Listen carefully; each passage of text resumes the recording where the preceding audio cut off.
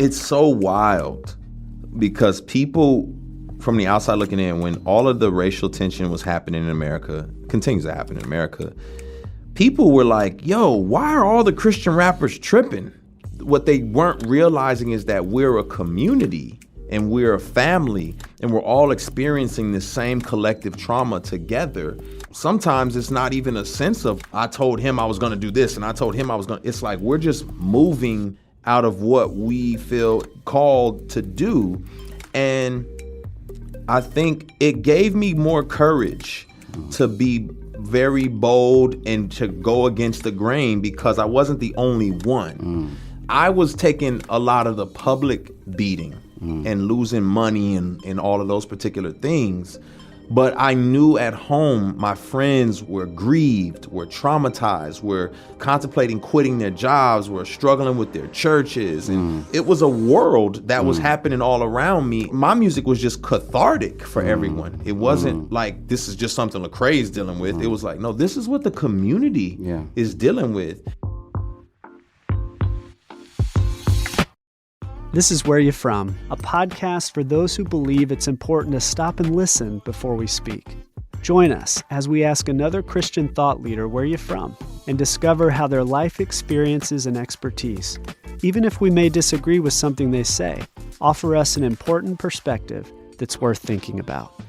Welcome to Where You're From. I'm Rasool Berry. When we think about those who have risen to the top, we don't always consider how they got there. No one can do it alone.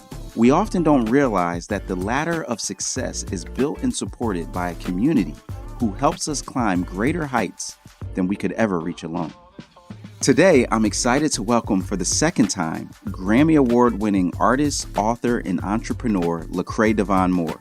During our first conversation, he shared about his personal background and evolution as an artist. And if you haven't heard it yet, you should definitely check it out.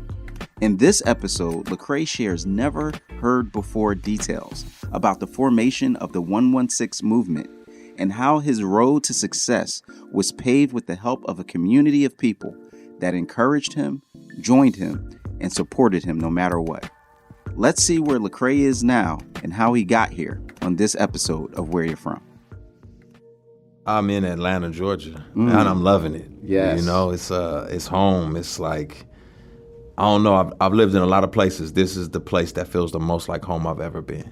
That's saying a lot. Because is. as we, heard in the first conversation we had, and go back and check that out if you haven't, you bounced around a lot in your adolescence, in your youth, and then even as an adult figuring out the next step. So that's a big statement to say Atlanta feels like home. Yeah. Yeah. It's massive. First of all, Lecrae, what does that name mean? It's funny because no one knows. There's two different narratives. My mom says she initially was like, well, it's a mixture of your uncle's middle name and someone on your dad's side. But my dad said, I wanted no one to be like my kids. I wanted them to be so unique and original. Yeah. And so I gave them all original names. That's what's up. See, yeah, that makes sense. Yeah. A little bit of black girl magic with a lot of originality, and that's how we get our names. Exactly. And the spellings. That's what's up, man. So which came first, your now wife or 116? Oh. Well, I met her before there was a 116. Okay. I met her as an 18-year-old kid. I thought she was attractive. She was in the Bible study. I wasn't yet converted, but I thought she was attractive, and I was like, man, but she's so Christian. Like, oh my gosh, she's just like by the book Christian. So I was like, I'm a little too much of a irreligious individual for her. So, it took some time. Okay. Yeah. Right. So tell us about when, that time elapsed when it was like, okay, I'm ready to step to her. So what's funny is that I was a curious individual. I didn't know much about the faith. And I was a pseudo-intellectual. So, I want to go to the NAACP meetings. I want to go to everything. And I remember going to a Bible study because I was told to by a friend of mine, and I was like, I'll check it out. And I didn't know anything. I was like, who is Ezekiel? What is y'all talking? And I was ashamed that I didn't know this stuff. And so I kept coming back, and I remember being challenged that, hey man, like, you have a faith, but it's not like a faith that trusts in Jesus. I was like, oh shoot, I gotta get this. Like, how do I get it? So I kept coming around more and more. And she was just very welcoming. She was just always smiling and just happy. And so there was a conference that was coming up. It was called Impact Conference. We had to raise money in order to get a charter bus to go to Impact Conference. And so I was like, how do we raise money? What does this mean? And so we were holding signs on the street corner saying, raising money to go to a conference, college students raising money. I was so embarrassed, but she was the only person that was willing to stand on that street corner with me, and she didn't care. Other people were washing cars, doing all kind of stuff, and she was like, let's do it, stand on the corner, and just free-spirited. And so we stood on that corner together, and I think that's kind of like where friendship really developed. Wow. Ended up going to the conference. I became a Christian and really started investigating things. Over the years, we just did Bible study together. And I mean, I'm talking about years, like 8 years. We were just a part of the same campus ministry. And eventually it was kind of like, wait, why am I not pursuing this woman? Got it. Okay. So what significance or role would you say she's had in the development of who Lecrae is? Oh my gosh. She's everything, man. Like, she's the solidarity, the sturdiness, the consistency. I can be very impulsive and just rash and just like masochist sometimes for like, yeah, let's do that. And she's like, hey, let's stop. Let's think. Is that wise? You know, early on, it felt like, I don't know, like a strict mom type of vibe. But over the years, I've grown to appreciate it. And so she's kept me from making a lot of poor decisions. You know, you're talking about a kid who came from this marginalized community and background, single parent home. She grew up with a 2-parent household. Her father was a minister. And so she had a sense of structure, solidarity, and family that was just so beautiful to me. And so every time I was around her, she brought that element. Every time I was around her family, I began to learn more about what this looked like. And so most of the models that I have currently in my family structure come from her family and being around her. You know, and that's fascinating. One of the things that's cool about you telling that story, especially I'm just picturing you on this side of the street in Dallas with a sign trying to raise money to get to a conference. And that's an origin story. That's part of a process. And this person who was next to you, you were feeding off her faith and the strength that she had. And even something that she was filling into your story that you didn't have, that stability. And at the same time, not only were you connecting with Dara, but this other sense of connection and community was forming. Tell us about that. Go to University of North Texas. I'm on campus. The young lady who I knew from high school says, hey, you should come to this Bible study that we do, an African-American Bible study called MOVE/PV. So I go. I'm like, man, this is very interesting because I don't understand this whole college dynamic. I grew up around this huge disparity of like, either you are like a thug in the streets or you're a nerd. And so I was like, how does this work? So I'm in college trying to put the pieces of the puzzle together. And I get into this campus Bible study and I'm expecting churchy kids, like suits, ties, like just very churchy. And I remember a guy named Mac D, and he had No Limit tattoo on his arm. And I was like, yo, is this guy a Christian? And over again, my mind kept being blown to where I was seeing individuals who looked like me, talked like me, dressed like me, but they loved Jesus. Though most of the students in this college ministry were primarily suburban, kind of like African-American suburban middle class, there was a handful of us that were like from marginalized backgrounds. The streets, AKA the streets. Yeah, the streets. And so we kind of gravitated toward each other. Right. You know, one of them was B.J. Thompson, who no one would ever imagine today. He's like a public speaker and a life coach. Polished. Very polished, But he became like one of my closest friends, and we were as thick as thieves because we had that similar background. Another was Tadashi Anderson, or you know him as Tadashi. Tadashi was that blend. He was extremely intelligent. I mean, the guy took AP classes as a kid, but he came from this single family situation, lived in a trailer park. It was rough. So we all meshed and merged as a part of like, I don't know, it was like hip hop culture. And then you got Sho Baraka, who, was coming from the Inland Empire in California. There was just something there, like a chemistry, like, hey, we all get the college vibe, but there's another side of us that need to be explored as well. Tell me a little bit about what was attractive to you to like say, I need to go deeper with these guys, and how does rap get into the mix of that? Well, in the late 90s, early 2000s, you could identify people by what we would call hip hop culture. Yes. Right? So hip hop culture was like this overarching culture within the community that oftentimes included a style of dress, included music, included affinities. Yeah. So when I would approach them or when I saw them, I said, oh, you're influenced by hip hop culture. Right? And so collegiate culture maybe at this time was more like the polos and the khakis, But hip hop culture was like, I'm going to class with my baggy tees on, and so it was like, hey, you're a part of this culture. You can see it, right. Yeah, and you're wearing like XXL. Exactly. Of course, because nothing fit right. No. Back in that time period. Matter of fact, if you can get a 5XL, you're killing the game. So it's like, oh, I'm doing big things. So I think that's how we found each other. And there were more of us kind of on the fringes. And we knew coming from the streets and from that kind of background that we had to lay something down for Jesus. We just didn't know what to lay down and how to lay it down. And so initially it's the music, right? Because the music is so influential for a 19, 20-year-old that you're like, yo, I gotta put something else in my ears because all I'm listening to is the regurgitation of everything that I'm trying to step away from. Who was the initiator of that to say, we should do something with music to express our faith? That's a good question. It wasn't me, but I can tell you what happened. The Bible study, the campus ministry, they would do these freestyle sessions right after Bible study. And so a freestyle session would jump off. Most of them were pretty terrible. Right? I'm new to the faith, kind of, sort of. I'm listening to them and watching them. And you got very nominal college students trying to rap. Right. So it was like, oh, cool. They're making they're Jesus raps, and people are trying to talk about their faith after Bible study. At the time, Sho was at Tuskegee, but he would visit from time to time, his brother.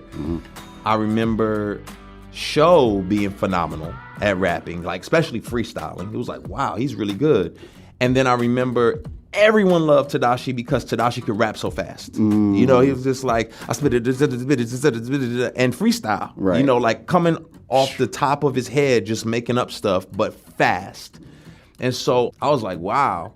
I just jumped in one of these ciphers. And so it just became a thing after Bible study. The three of us were like highlighted as the individuals who were going to jump in the cipher and really start freestyling. And this was something y'all walked into. It wasn't like y'all decided, let's do a freestyle cipher. It was just already happening. Campus culture. It was just the culture. Okay, so y'all doing this on a regular basis. At some point, it has to pivot to this thing we do after Bible study to let's get in a booth and record a song. Right. So while I was in high school, and even after I left high school, I was always rapping. I had a good friend of mine who I would do songs with. We made production. We would record songs and do all this. We wanted to be like Pharrell and like, be big.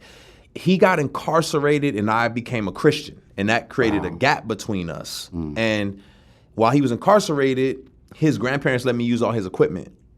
So I was in my apartment making music and recording music. I remember a friend of mine said, Lecrae, when you freestyle, you're dope, but your songs are trash.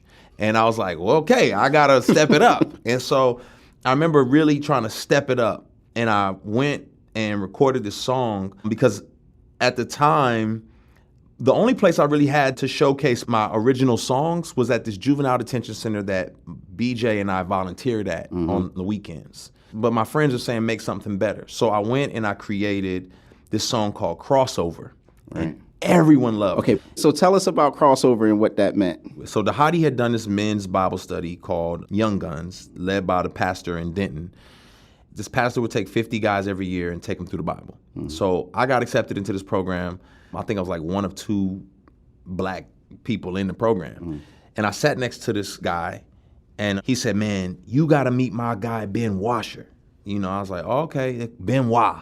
Ben Wah knows about hip hop. He worked at this sports camp called Kids Across America. He knows about Christian rap. And I said, dope, but where's he at? And then he came through the door. I'm expecting like some hood dude, you know what I'm saying? And I get this like 6'6" white guy, like thin, wearing like Carhartts and like a polo shirt and some New Balance. And I'm like, well, what is this? But he really did know his music. He knew it because he was a programs director at Kids Across America, which is a phenomenal Christian sports camp. Shout out KAA. Yeah. And he had to come up with the music for those kids. And so he was looking and listening to what they liked and just very intentional, so he knew what was current and what was out. Well, he had tasked me with making a theme song for KAA.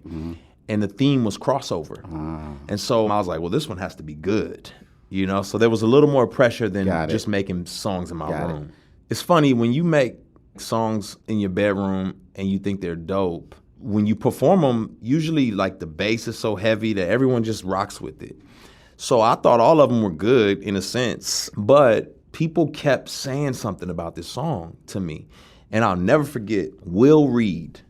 He was like a financial advisor who was serving in the campus ministry just like in his free time, you know what I mean? And he came up to me and he sat me down. He said, hey, Lecrae, just like to talk to you, man. And I'm thinking he's about to give me some financial advice or something like that. He's like, hey, I was listening to Crossover, and you really have a gift. You should pursue this. And that was like a responsible, mature adult telling me to be a rapper. And that it did something to me. It made me say, oh, this song is special. I need to really do this, you know? And it's interesting as this is unfolding, I'm hearing the community. You know what's reminding me of? Like, remember Achille and the Bee? When she was studying for the Bee, and they had like even the hood dudes was like helping her, rooting like, for her. You know what I mean? Like the whole community got involved. It feels like that kind of community vibe. So once that song hits, how does that impact the rest of Tadashi, Show, you know, those who you're around who are part of this thing that y'all were doing somewhat for fun? Well, it's crazy because Ben Washer has the idea to start a label and put out my album first. So I have to make an album. And all I have is this crossover song, you know what I mean? And I thought to myself, I don't know how to make an album. So I was like, I'm just going to get everybody I know who's a part of this campus ministry to be a part of this album. If you listen to Real Talk, my first album, it is full of everybody else. I mean, Represent is me and Tadashi and my man Clinton, God bless his soul, who's chanting on there. You got BJ on Heaven and Hell, you know, talking. You got my man Stephen Carter, who was a part of the campus ministry, singing on the project. You have my wife Dara and my homegirl Jackie doing the interlude for Wait. You got Sho Baraka and another one of our homegirls on It's the Church talking. I mean, it was just all of us on one album because I was like, it's not about me, it's about the community around me. And so it was my album, but it felt more like a compilation album. Yeah. Okay, so album comes out. Now, tell me about when does 116, you know, get on the scene? This is how 116 happened. BJ and I were close friends. I had, you know, kind of fallen away from the Lord. And he saw me at the gym, and he was like, yo, ain't you the dude Lecrae? I was like, yeah. He said, yeah, you a part of the Bible study type joint, right? And I was like, yeah. This is before all that music stuff, right? And he said, yo, man, you should come back to the Bible study. And I was like, who are you, bro? Like, leave me alone. But I appreciated his candor, his boldness, and I ended up going back to the Bible study. And so him and I became tight. We could relate in a lot of ways. Well, I come back, Dhati has this event called a Sea Retreat, you know, Seeing Everything Eternally. And the speaker was William Branch, or Deuce from Cross Movement. Shout out, Ambassador. Right, Ambassador. And so he was, like, at the time, the premier Christian rap artist. Like, he was the guy. So he's speaking, and I brought my Bible up to get autographed by him, right? He doesn't know me from Adam, right? And he signs my Bible, and he puts Romans 1:16 inside. And so I look up the verse, like, I'm unashamed of the gospel. It's the power of God. I was like, oh, unashamed. And it's just, you know, I'm telling BJ, I'm like, BJ, this is dope. I was like, bro, we need to like, ooh, dog, we need to be unashamed about this thing. It ignited something in me in terms of like a verse that told me to be bold. I grew up around gangsters and thugs who were bold about their gang, who were bold about their like I represent. They were bold about their gang. I felt, if I'm honest with you, therapeutic moment, I felt I was less a man because I chose a different route. I felt I wasn't a man because I chose to go a different way. And this was my chance to say, oh, I'm still about this gang life, but in a different way. Right. And so we went to Hobby Lobby, we got some iron-on letters, and we called ourselves 116 Click. At the time, it was CLICK, 116 Click.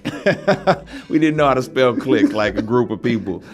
And it was initially just me and BJ. Wow. And we would just go around campus with the 116 Click shirts on, sharing the gospel with people. We would go to the hood. We would go to like the clubs. And after people got out the club, we shared the gospel. People talked to people and people spit in our faces. And we were like, yeah, we got persecuted for Jesus. We out here, man. And wow. And that's really how it really began. And then it just got contagious. It was like, yo, BJ and Lecrae are like some hood Christians, but they are really about this life. And people started tagging along, and people who kind of identify with us rocked with us. And so then it's Tadashi and lots of other people who didn't rap were rolling with us. When we come back, Lecrae will explain how he sees a trend in our culture and society of excluding certain groups of people, especially those in prison. Lecrae will also share about one of his biggest mistakes. That's coming next on Where You're From. If you're enjoying Where You're From, would you take a moment to write a quick review and give us some stars? Podcast platforms like iTunes and Google promote highly rated shows. So a one-sentence review of what this episode or show means to you and a quick 5-star rating will help these important stories reach more people. Thank you for your help, and keep listening for more of Where You're From.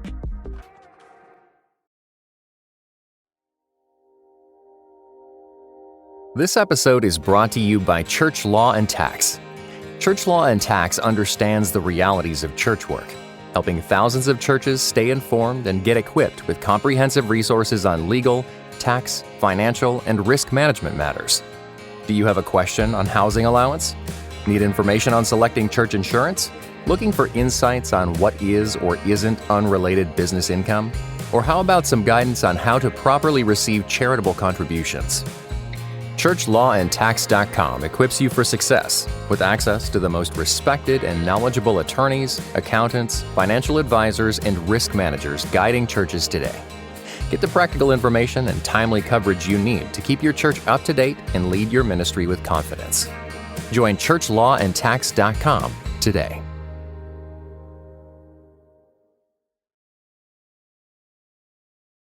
Hey there, friends. My name is Jade Gustafson, and I'm one of the producers for Where You From. Before we jump back into our conversation with Lecrae, I wanted to share a quick teaser from our next episode with hip-hop artist Wande. This is Where You From. Even if you say it, oh yeah, I'm gonna be a rapper, like it just sounds impossible. But obviously with God, all things are possible. So the Lord definitely just told me like, nah, this is what I designed you to do. It's what I need you to do. And I was like, oh God, like you make me feel uncomfortable. But one thing I learned is whenever you're walking with the Lord, He's gonna call you to do uncomfortable things sometimes. And He showed me a dream, and I was at a youth camp, and there was a girl rapping. She was doing a great job, phenomenal job. And I have a friend who turns to me. We're in the audience watching this girl rap, and she was like, "Yeah, this is like life changing. Like this is amazing. I've never seen anything like this." And then like the lights shut down, and it's like a spotlight on me. And then the Lord was like, "Oh, I was supposed to use you to do this, but you didn't listen to me."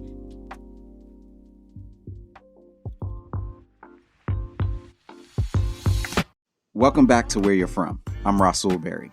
And in just a moment, we'll jump back into our conversation with Lecrae. But before we do, just a quick reminder that the show notes are available in the podcast description. They not only contain the talking points for today's show, but some links to learn more about Lecrae and his label, Reach Records. Also, keep an eye out for our conversations with other artists from Reach Records coming up on Where You're From. You can find these links in the show notes or by visiting whereyou'refrom.org. That's from.org. Now let's get back to our conversation with Lecrae on Where You're From. All right, so you guys are being known as those dudes out there sharing their faith. So when does it become a thing connected to that? Yeah, so I think because it was already like a group within a group. Like you got the campus Bible study, you got this little group of 116, right? It's like all the little hip hop dudes. The radical. Yeah, so we're in there. We're like, yo, let's make a compilation album with everybody because there's so much talent in this whole situation that we have.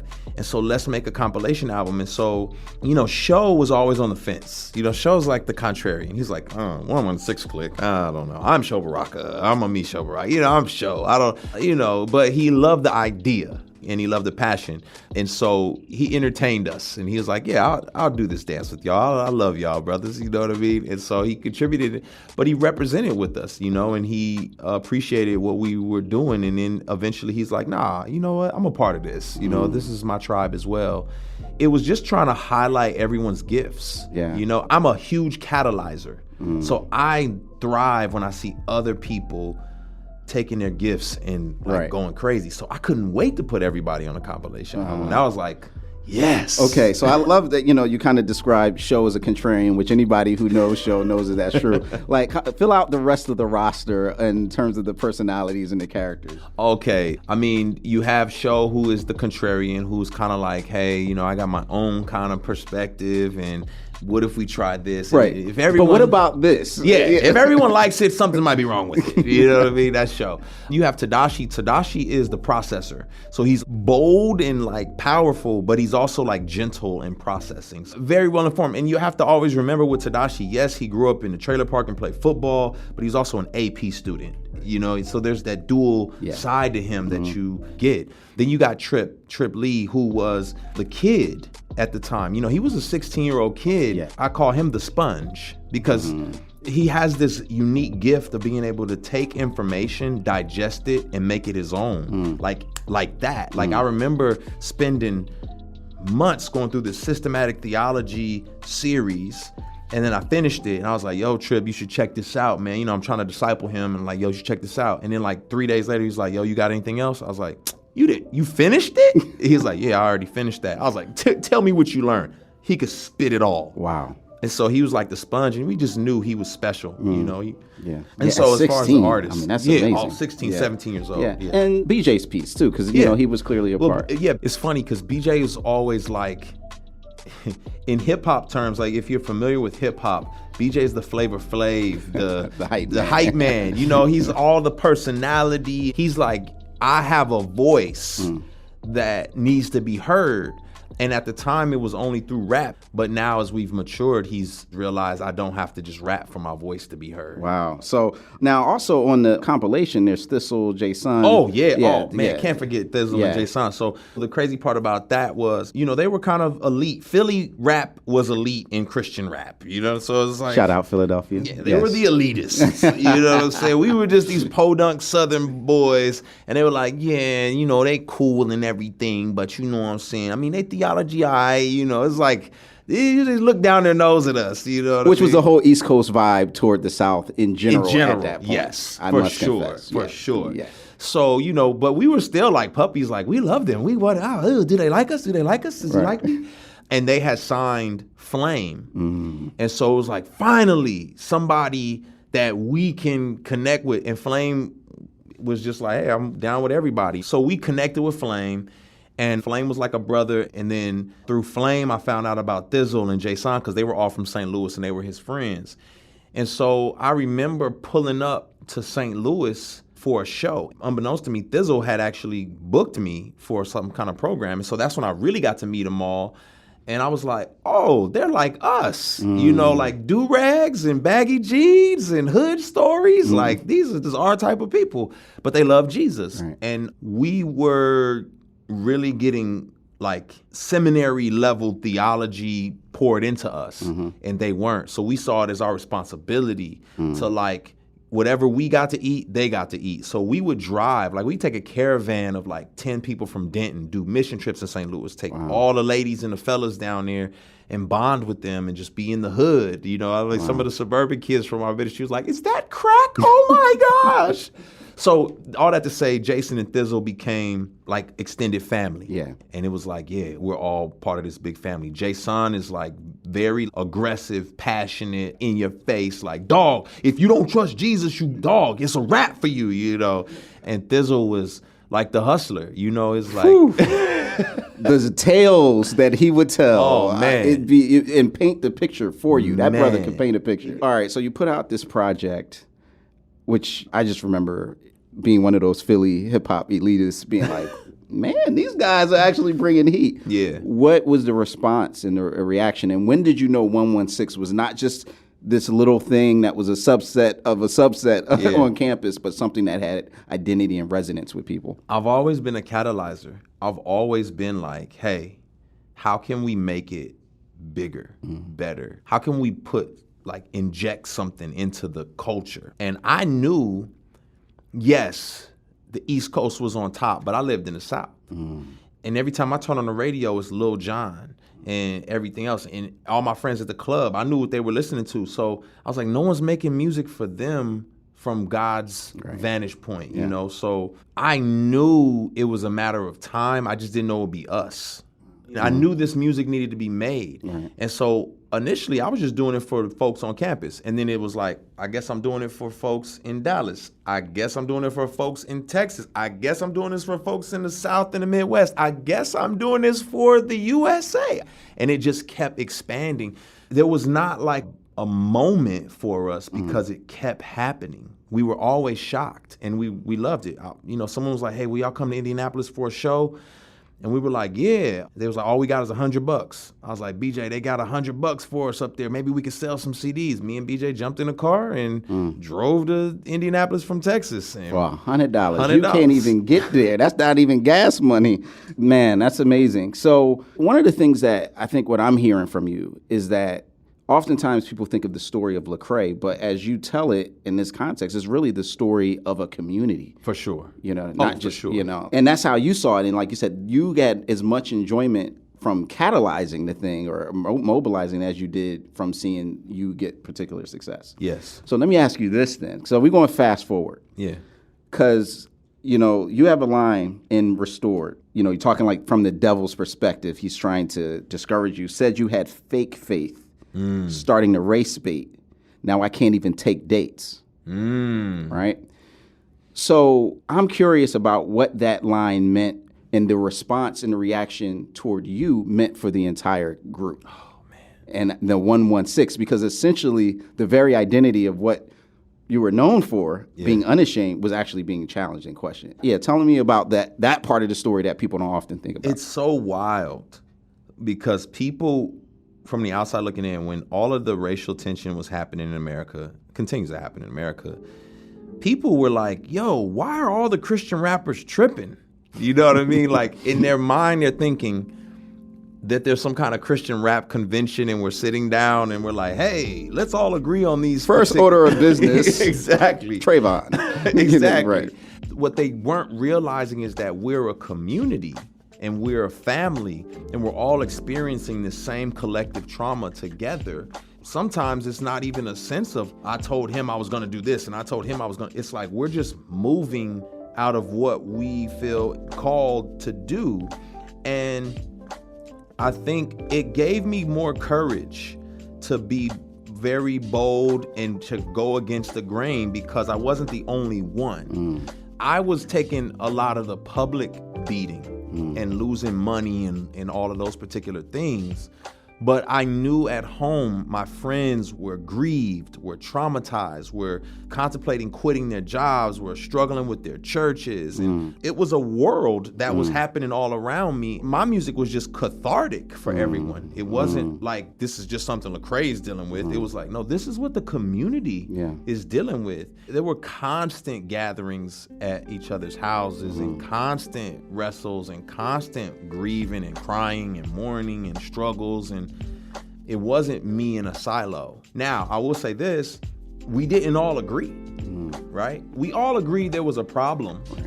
We didn't all agree on how we should address it, right? And so that caused some tension, in the community, but we all loved each other and we're family, so we figured out ways. And one thing I hadn't thought about before, but you talked about these mission trips that you and these groups of people were taking to St. Louis. That's Ferguson. So how did Mike Brown and just that whole situation impact you in light of the fact that this wasn't conceptual for you? You've been there. Yeah. This is the crazy part. I think I live in multiple worlds. Some of my friends really just live in a black context, right? So I live in multiple ethnic spaces all the time. The tough part was that I thought I was going crazy because all my friends who lived in these predominantly black contexts were like, yo, this is injustice, this is crazy, this is wild. Look at this, look at what's happening. Especially my friends in St. Louis, they're like, yo, this was on the front lines. He was out there at the protests, everything, right?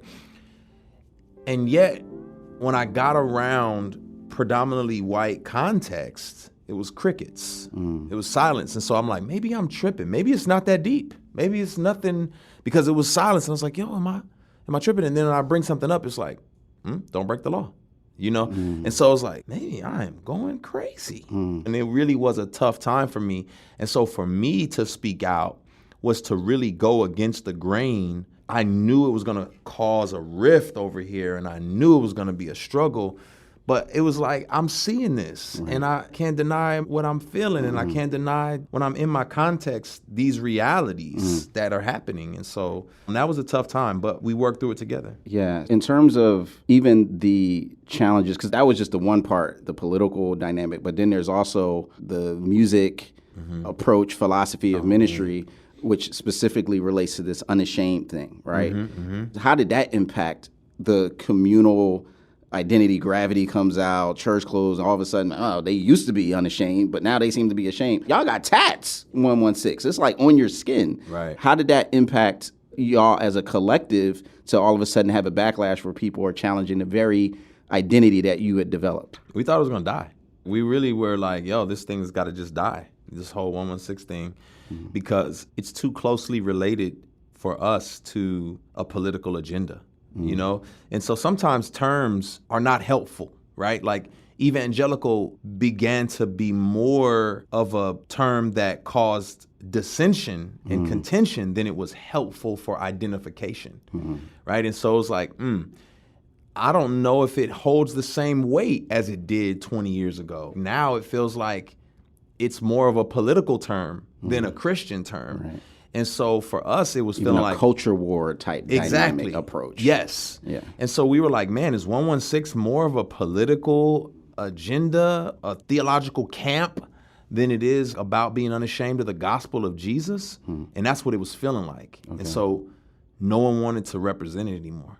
No one wanted to wear the T-shirts internally. Right? No one wanted to be about that. And we had already been struggling with that. If you notice, like even some of the Unashamed tours, it was like, we want to be unashamed of being forgiving. We want to be unashamed of all the aspects of who Christ was. And the response to that was, see, look, they changed their mission. Exactly. They now, just give me in a nutshell, why was that misunderstood? Yeah, it was misunderstood because we wanted to expand upon, not do away with. We wanted to give clarity that being unashamed of the gospel was not a self-righteous, arrogant motto. Right. It was more about being unashamed to be identified with a Savior who is gracious, loving, kind, gentle, understanding, empathetic. Right. And the gospel transforms us into walking in his footsteps. Right. That's what we were trying to communicate. Clearly something happens because 2016 Trip drops Still Unashamed, which kind of feels like, oh yeah, that there's a reclamation act going on. Has there been a sense of a point in which that has been reappropriated and absorbed and expanded? What does that look like now? Yeah, absolutely. I mean, it took a lot of internal conversation. I mean, there's definitely some people who left internally, not artists, but some people who said, I can't rock with this anymore. I feel like it's been co-opted by a political or culture war agenda. Right. And they said, I have to move on. You know, some great people that were a part of building everything. But there were some of us internally who were wrestling and processing, and we processed together and we pushed back on each other and we kept thinking through stuff. We send articles and scriptures and process and say, you know what, man, this verse is still true. This is a part of what it looks like to be unashamed, is to deal with the blowback and the misunderstanding, right? It reignited a fuel in us to say, you know what, man, Christ is still the center of our joy, even in the midst of the grief and the mourning. And so we're still unashamed. Matter of fact, we're more unashamed because he just carried us through the darkest of times. That's dope. Yeah. That's a great turning point, too, because the other framework that's been expanded hasn't just been the word unashamed, but even, I think, essentially the gospel itself. You've started to be involved in many more things. Tell us about the expanded work and how that relates to an expanded understanding of the gospel. Yeah, so the expanded work is still being a catalyzer. If you think about it, Brian Rich talks about a cross-shaped gospel where there's a vertical aspect of the cross, but then there's also a horizontal aspect. And the vertical is how we relate to God, but the horizontal is how we're relating to other people. And so for me, there's a sense of how am I supposed to relate to other people? Is it simply just to share a message, or is there a sense of bringing what Christ bring, which was peace, which was shalom, which was a picture of an upside down kingdom where the first will be last, the last will be first. It was a sense of transforming culture. I think there's gospel implications, right? And what are the implications of the gospel? How does it transform us? Well, it makes us do better business. It makes us care about the marginalized. It makes us create opportunities for people to thrive. It looks out for people. And so for me, I'm like, okay, let's begin to do some of these things. Well, how do we do these things? How do we create opportunities where there are none? Some of that is in the business realm. How do we help in the educational fields? The long way I put it is I remember being on a flight and I was watching Ben-Hur. And in the story of Ben-Hur, you know, obviously he's this Jew that's now participating in these chariot races that were frowned upon by the Jews, right? The Romans had these chariot races. Well, he starts competing and then he ends up winning.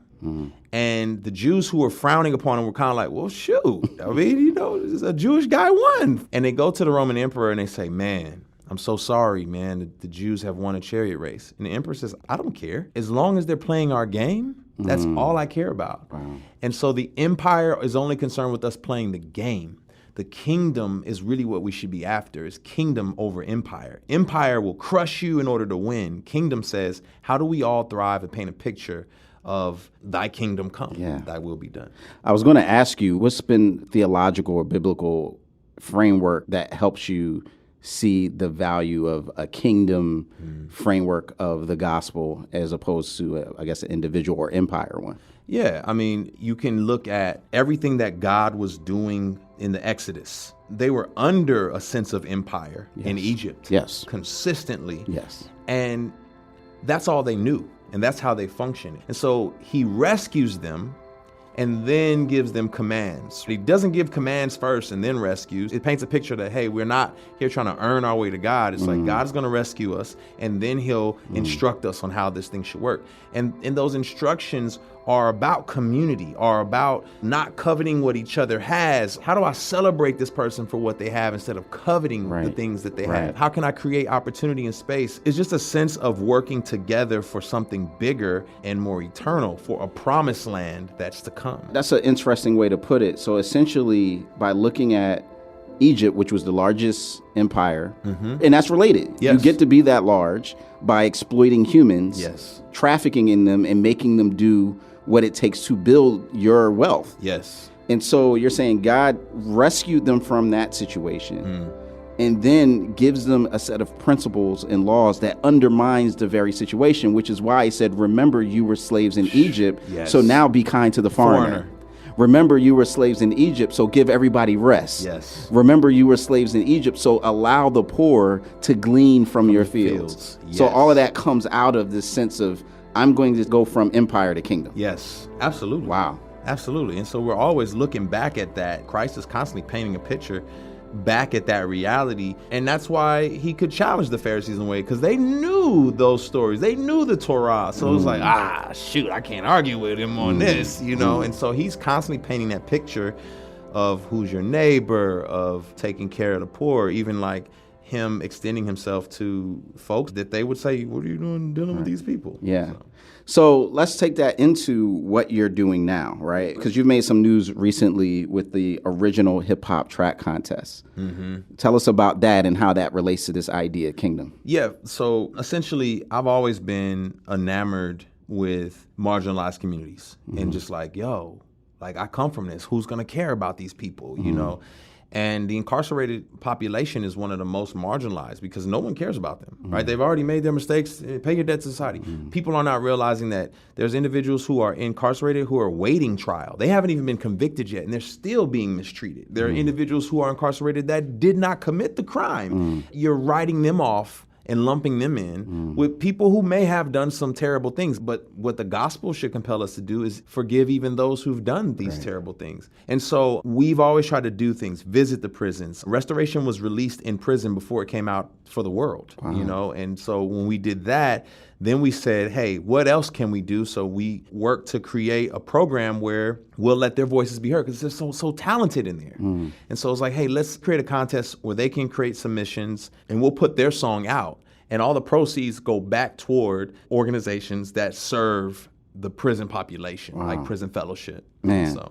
So you're actually doing a competition where those who are incarcerated get to contribute and make songs. Yeah. And those songs get evaluated by who? Morris Brown, you know, the music department at Morris Brown, they evaluate and bring it down to the top 25. And then I come in on the top 25 and say, all right, which one? And then I'm going to jump on the track with the top song. Get out. Yeah. I'm gonna jump on the track. Why did you select Morris Brown? Again, you know, we're talking about marginalized communities. So it's another opportunity to put Morris Brown on the map as well. That's amazing. And I don't know if you thought about this, but in the context of our conversation, when we started, you talked about how the very way that you got equipment and started doing the song in the first place was your friend was incarcerated. Didn't even realize that. Who was obviously talented. Yep.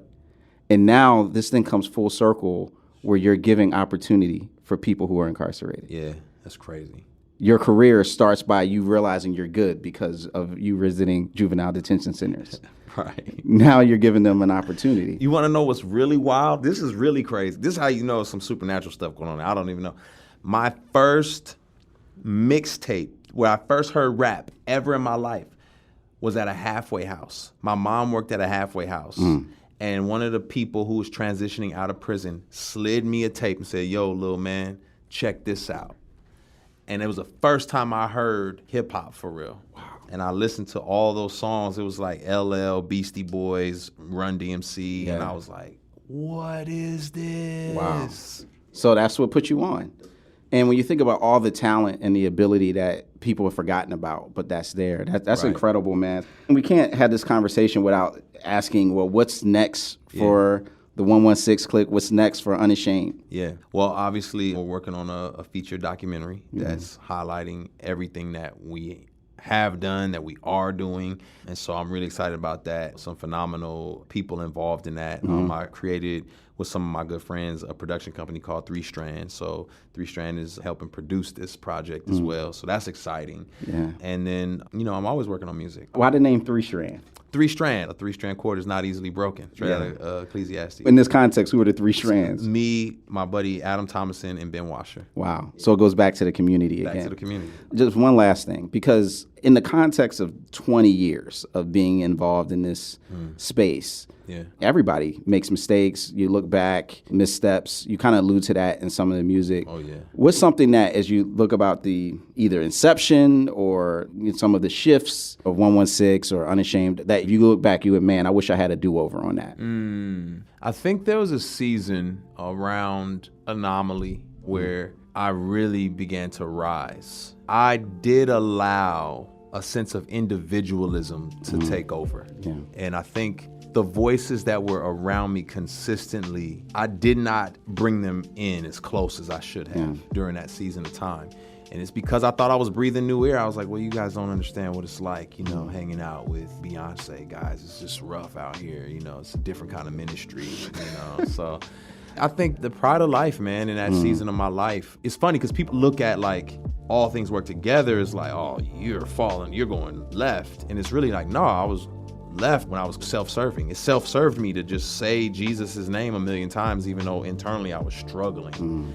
And so all things work together was me saying, look, I can't fake this thing. Yeah. You know, I got to be honest. And so I think I would have pulled in my community more during that season if I could do it. Yeah, that's what's up. Yeah, facts, you were going through some things. Yes. You know, it made for a great song, but it was like, wow, that came from a place. Well, I'm so glad to hear that you've kind of had that restored, and then you're also paying it forward and restoring others. Thanks so much for joining us again, my man. I appreciate it, man. Thank you.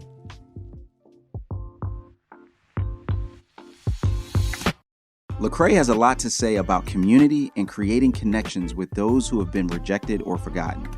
It's so dope to hear the backstory of how Lecrae got to where he is and how what he's learning can help us to bridge gaps with those around us.